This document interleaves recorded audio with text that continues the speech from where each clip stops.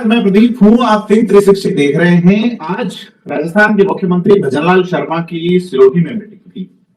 बड़ी बैठक थी। बालीजाल और सिरोही के लोगों को बुलाया गया था। अब हमारे पास सूचना आई है, कई लोगों को रोक दिया गया, कईयों को पाबंद कर दिया गया। चूंकि सुगबुगाहट चल रही है पिंडवाड़ा में, कमलेश मेटाकास्ट वाला मामला हम आपके सामने पहले भी उठा चुके हैं। हमारे साथ तुषार पुरोहित हैं। तुषार इस मामले को उठा रहे हैं। साथ ही तुषार पेशे से जर्नलिस्ट है, रिपोर्टर हैं। तुषार को आज कार्यक्रम में नहीं जाने दिया। क्या कुछ हुआ? अभिव्यक्ति की आजादी आर्टिकल 19(1)(a) आप हम जानते हैं मूल अधिकार है। ऐसे में तुषार को रिपोर्टिंग करने से क्यों रोका गया, आज बात करेंगे। मामला है तुषार। पहले तो थिंक 360 के साथ जुड़ने के लिए धन्यवाद। तुषार कैसे हो आप, बताओ। जी सर, बिल्कुल ठीक। और आपके इस चैनल को बहुत बहुत धन्यवाद सर। कमलेश मेटाकास्ट। आइए, धन्यवाद छोड़िए, आप क्या मामला था प्लीज। जी बिल्कुल सर, आज सीएम साहब का दौरा था सिरोही डिस्ट्रिक्ट में, तो उसी को कवर करने के लिए मुझे सिरोही जाना था अपने गांव वाटेरा से। तो जैसे ही मैं अपने दैनिक कार्यों से निवृत्त होके और सिरोही के लिए निकला, तो पहले तो पुलिस की गाड़ी मेरे गांव वाटेरा ही आ गई और मेरे से सब वो डिटेल लेने के, आप सिरोही जाओगे? तो मैंने कहा बिल्कुल जाऊंगा। मैं एक पत्रकार हूँ और मुझे सीएम साहब का कार्यक्रम कवरेज करना है। तो पुलिस के फोन भी आए, काफी पूरी अपडेट लिखी। मैंने उनको वही बताया जो मुझे जाना था, तो मैंने जाऊंगा, मैंने कहा। फिर जी, किनके फोन आए पुलिस वालों में? जैसे रोहिड़ा थाने से एचएचओ साहब का भी आया, अन्य बीट प्रभारी महोदय का भी आया और उन्होंने पूछा, तो मैंने कहा हाँ, बिल्कुल कवर करें, तो मुझे जाना है। मैंने कहा एज ए जर्नलिस्ट मुझे आज कार्यक्रम को कवर करना है।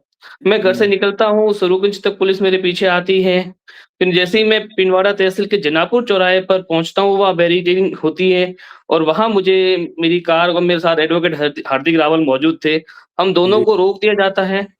मैंने पूछा आप कारण बताएं, क्या कारण है मुझे रोकने का? तो बोले कि सरकार का आदेश है, आप आगे नहीं जा सकते। मैंने वहीं से एसपी सिरोही को फोन लगाया कि सर, मैंने कहा मुझे कवरेज के लिए क्यों रोका जा रहा है? तो क्या पीआरओ से आपका पास नहीं बना है, पीआरओ की सूची में आपका नाम नहीं है।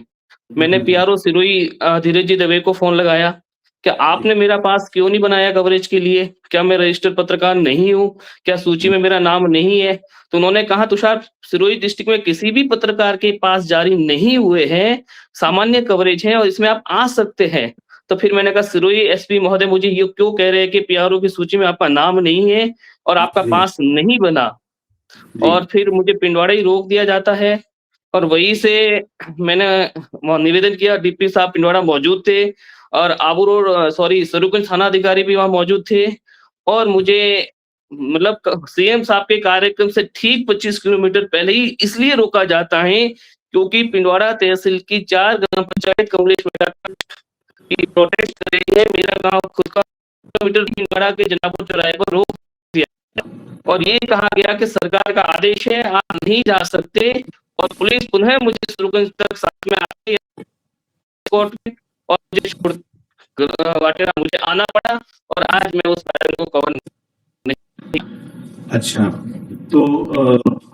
तो तुषार आप बता रहे हैं कि आपको वहां जनापुर चौराहे पे रोक दिया गया 25 किलोमीटर पहले।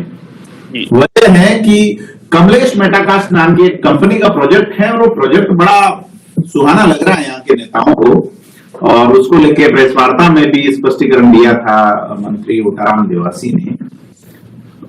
लेकिन क्या है ये मामला आपका जो आबू रोड में चल रहा है 4 ग्राम पंचायत वाला, जबकि मंत्री ये कह रहे हैं कि वो सीएम के सामने मामले को रख चुके हैं?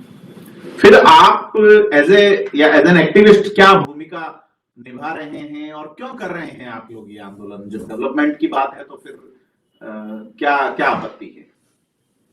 जी बिल्कुल, 4 ग्राम पंचायत की 800 हेक्टेयर जमीन इसमें प्रस्तावित है, जिसमें करीब 3200 बीघा जमीन जाएगी। 12 गांव इसमें आते हैं।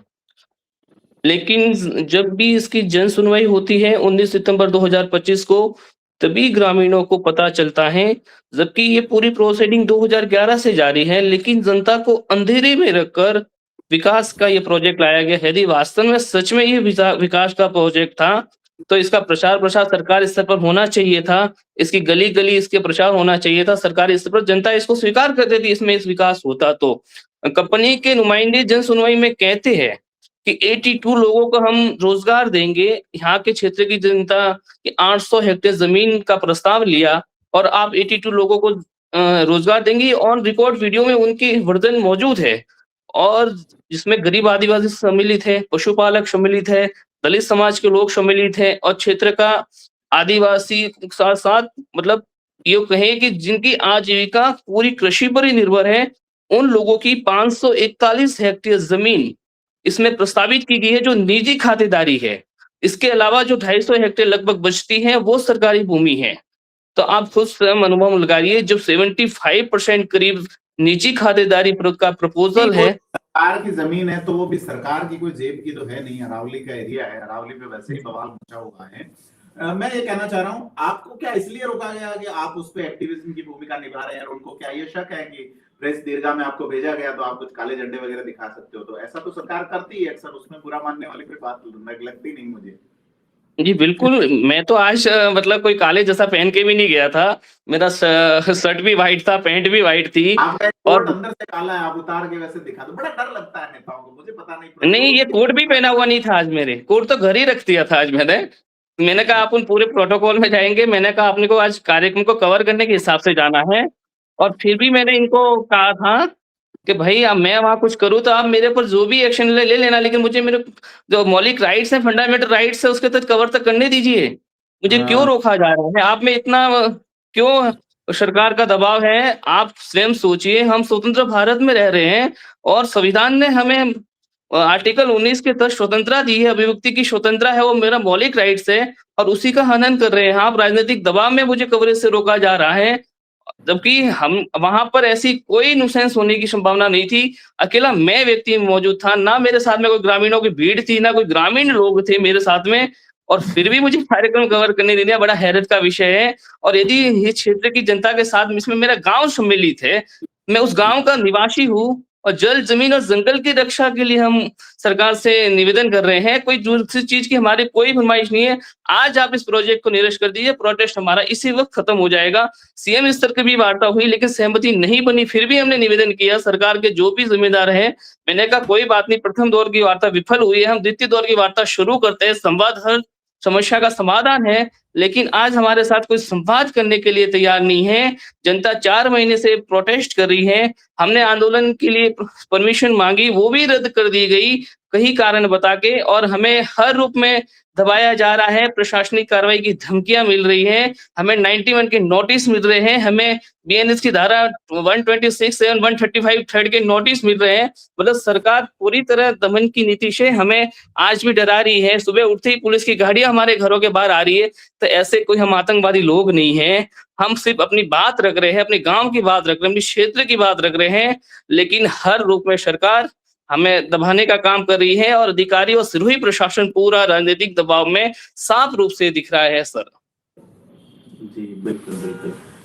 देखिए, पुलिस से अगर आप अपेक्षा कर रहे हैं, चूँकि वो तो सरकार के ऑर्डर का फॉलो करती है और आज से करीब 65 साल पहले इलाहाबाद हाई कोर्ट के जस्टिस ए.एन. मुल्ला ने एक वर्डिक्ट दिया था जिसमें उन्होंने कहा था कि पूरे देश में कोई ऐसा समूह नहीं है, कानून विहीन समूह, जिसके अपराध का रिकॉर्ड संगठित गिरोह भारतीय पुलिस की तुलना में अधिक ठहरता है। उन्होंने भारतीय पुलिस को ही सुसंस्कृत डकैतों का समूह बताया था। तो आप उम्मीद ज्यादा कर रहे हैं, मुझे लगता है बेसिकली एक्सपेक्टेशन ज्यादा है आपको। खैर, लेकिन एक्सपेक्टेशन होनी चाहिए क्योंकि इस एक्सपेक्टेशन का बेस जो है, वो आधार जो है, वो भारतीय संविधान में देता है, आर्टिकल 19 के अभिव्यक्ति की आजादी। तो अब पुलिस ने आपको कोई नोटिस वगैरह थोड़ी दिया पाबंद करने का, ऐसा कोई? हमारे गाँव के लगभग 50 प्लस लोगों को नोटिस दिए गए हैं। इस विशांति कार्यक्रम भंग हाँ जी? इस कार्यक्रम के लिए? नहीं, इस कार्यक्रम के लिए नहीं, आगामी जो 28 जनवरी को आंदोलन प्रस्तावित है, उसी को लेकर नोटिस दिए गए हैं। आंदोलन क्या कर रहे हैं आप 28 जनवरी को? आंदोलन के लिए आवेदन हमने लगा लिया था कि हमें सरगा माता के पास जगह के लिए आंदोलन के लिए जगह दी जाए, लेकिन वहाँ की परमिशन को निरस्त कर दिया गया है। तो अभी ऑप्शन बी के तहत हरदा गाँव में हमने परमिशन माँगी है एसडीएम साहब से कि यदि हमें वहाँ किसी कारण नहीं दे पा रहे हो, तो हरदा गाँव में हमें शांतिपूर्ण कानून के संवैधानिक दायरे में रहकर स्वतंत्र रूप से हमें प्रोटेस्ट करने की लिए इजाज़त दी जाए। लेकिन अभी उस सेकंड वाली परमिशन पर कोई जजमेंट नहीं हुआ, फैसला नहीं दिया, अभी स्वीकृति नहीं दी, लेकिन आवेदन संघर्ष समिति की ओर से लगा दिया गया है। और हर रूप में कानून के दायरे में रहकर जनता पिछले 4 महीने से किसी भी प्रकार की अशांति नहीं फैलाई। उसके बावजूद भी 4 ग्राम पंचायत के करीब 60 से ज़्यादा लोगों को शांति व्यवस्था के नाम पर जो लोग यहाँ मौजूद भी नहीं हैं, उन्हें भी नोटिस दे दिया है और पाबंद किया जा रहा है बीएनएस की धारा 126 और 135 थर्ड के तहत। और हमने हालाँकि नोटिस का जवाब दिया है, हम पाबंद नहीं हुए। हमने उसको चैलेंज किया है, मैंने कहा हमें किस आधार पर पाबंद किया गया है, हमें वो कारण जानना है और हमने उस नोटिस को पूरी तरह से चैलेंज किया है। जी। तो आपको नोटिस मिला है उसमें? हाँ, मुझे भी सर नोटिस मिला है उसमें। बिल्कुल मिला है। हम और भी डिटेल बात करेंगे, कमलेश मेटाकास्ट वाला पूरा मामला क्या है इस पे भी डिटेल बात करेंगे, लेकिन अभी फिलहाल हम विदा लेते हैं कि आज सिरोही में मुख्यमंत्री भजनलाल शर्मा का कार्यक्रम था और जो तुषार है वहां जाना चाह रहे थे, इनका कहना है वो रिपोर्टिंग के लिए जा रहे थे, लेकिन सरकार डरती बहुत है और यही डर, यही आशंका, डर नहीं, आशंकित अधिकारी तो होते ही, नौकरी चली जाती है। सिरोही जैसे शांत जिले में अच्छी सी पोस्टिंग जिसमें मलाई है या नहीं वो मैं नहीं कहूंगा, लेकिन कुल मिला के अफसर यहाँ आराम से, आरामदेहता से दिन गुजारना चाहते हैं और उसमें आप जैसे लोगों को अगर सीएम के कार्यक्रम में खलल डालते देख ले तो फिर तलवार गिरनी लाजमी हो जाती है अफसरों में, तो ये डर उनका जायज है। और आपको बता दें कि तुषार और कमलेश मेटाकास्ट वाले मामले में एज एन एक्टिविस्ट भी काम कर रहे हैं, कह रहे हैं इनको नोटिस भी मिला है, तमाम बिंदुओं पे भी हम बात करेंगे। लेकिन आप इस मुद्दे को लेके क्या सोचते हैं, इन लोगों को वहां रोका जाना और कमलेश मेटाकास्ट वाले पे हमें कमेंट करके बताएं। वीडियो को लाइक शेयर जरूर करें, चैनल को सब्सक्राइब जरूर करें, हम आपको और भी डिटेल इसमें वीडियो करके बताएंगे। धन्यवाद।